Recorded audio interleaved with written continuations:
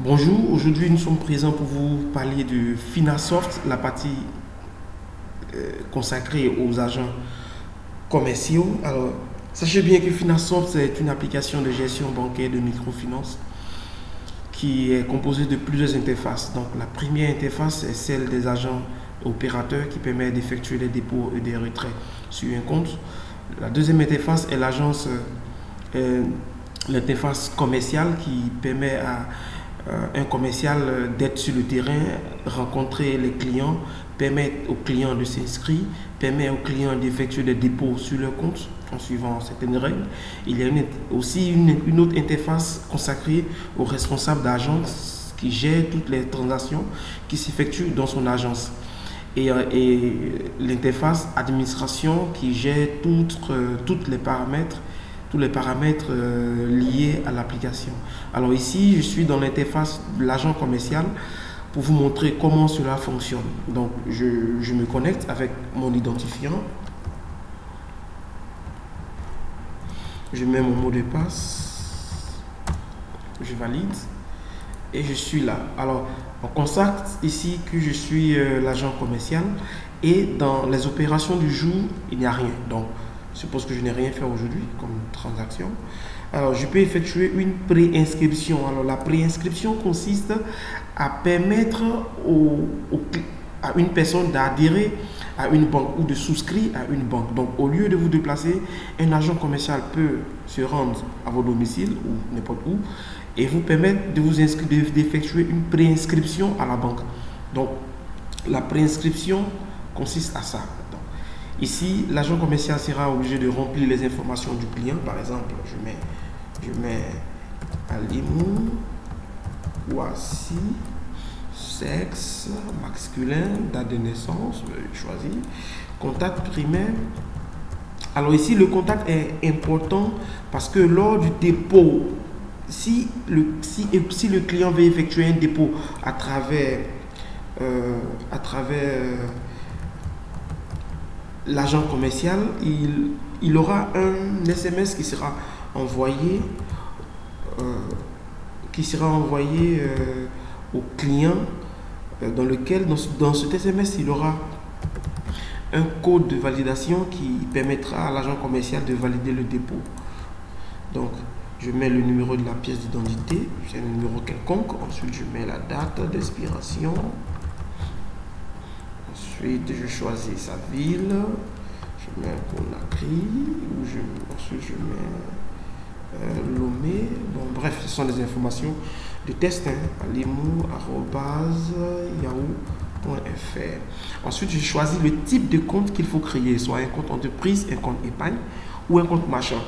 Ces comptes sont paramétrables depuis l'interface administration. On peut ajouter autant de comptes qu'il faut et chaque information est liée au compte. Les frais de tenue de compte, les frais de transaction, de virement et bien d'autres choses.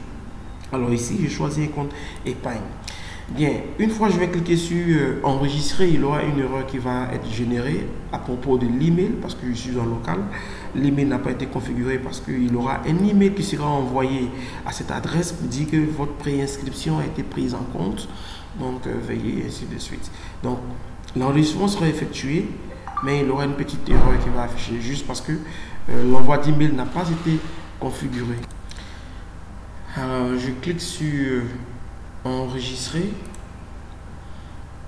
et voilà, c'est succès, mais juste parce que le mail n'est pas configuré. Mais on va le constater tout à l'heure s'il est vraiment enregistré ou pas. On remarque c'est Alimou, voici. Alors je viens dans le rapport des préinscriptions pour savoir est-ce qu'il était vraiment enregistré. J'ai choisi une intervalle de date qui est la date actuelle jusqu'à cette date par exemple et j'affiche. Alors voici Alimou, voici qui vient d'être enregistré tout à l'heure et voilà. Ensuite ici on a le gain total. Sachez que pour motiver les agents commerciaux, il faut leur donner un gain, c'est-à-dire qu'ils gagnent un montant sur chaque personne envoyée. Donc pour chaque personne qu'il souscrit, il a un gain sur leur souscription. Alors son cumul est par là. Donc ces configurations sont possibles depuis l'administration. Vous pouvez paramétrer combien il doit gagner pour chaque souscription et bien d'autres choses. Alors aujourd'hui, il a fait, dans cet intervalle de date, il a fait 3 inscriptions et pour les 3 inscriptions, voilà ce qu'il gagne. Alors, on va essayer de faire maintenant un dépôt. Par exemple, un client, l'agent commercial se rend chez un client et le client voudrait faire un dépôt. Donc, je clique sur dépôt d'argent. Alors, je mets le numéro de compte du client. Bon, je mets un faux compte. Par exemple, ce compte est bon, mais j'enlève le 6, je mets le 7. Je veux effectuer un dépôt. Je valide, cliquez sur déposer. Alors, vous voyez, ce numéro de compte n'existe pas. Justement, ça n'existe pas. Alors, je mets le vrai numéro. Alors, je clique sur déposer. Voilà. Alors, maintenant, on nous demande d'entrer le code SMS reçu par le client. Donc, je disais tout à l'heure, lors de l'inscription, il faut fournir de bonnes informations. Parce que si vous ne fournissez pas de bonnes informations, lors du dépôt d'argent sur votre compte par un agent commercial, un SMS sera envoyé sur votre numéro de téléphone, sur le numéro de téléphone du client. Et le client est obligé de fournir le code contenu dans le SMS à l'agent commercial pour valider sa transaction.